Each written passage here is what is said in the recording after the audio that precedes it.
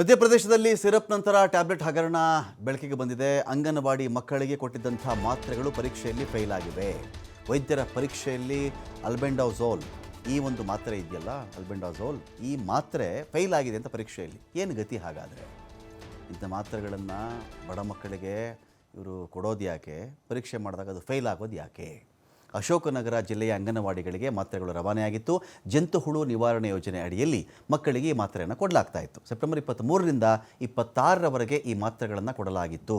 ಆದರೆ ಸರಬರಾಜಾಗಿದೆಯಲ್ಲ ಮಾತ್ರೆಗಳು, ಅದರ ಒಂದು ಬ್ಯಾಚ್ ಗುಣಮಟ್ಟದಿಂದ ಇರಲಿಲ್ಲ. ಸದ್ಯ ಈ ಮಾತ್ರೆಗಳನ್ನು ತಾತ್ಕಾಲಿಕವಾಗಿ ಬ್ಯಾನ್ ಮಾಡಲಾಗಿದೆ. ಔಷಧ ನಿಯಂತ್ರಕರ ಕಾರ್ಯನಿರ್ವಹಣೆಯ ಬಗ್ಗೆ ಆಕ್ರೋಶ ವ್ಯಕ್ತವಾಗಿದೆ. ಔಷಧಿಗಳನ್ನು ಮೊದಲೇ ಏಕೆ ಪರೀಕ್ಷೆ ಮಾಡಿಲ್ಲ ಅಂಥೇಳಿ ಪೋಷಕರು ಕಿಡಿಕಾರಿದ್ದಾರೆ. ಇತ್ತೀಚೆಗಷ್ಟೇ ಕೆಮ್ಮಿನ ಸಿರಪ್ನಿಂದ 23 ಮಕ್ಕಳು ಮೃತಪಟ್ಟಿದ್ದರು.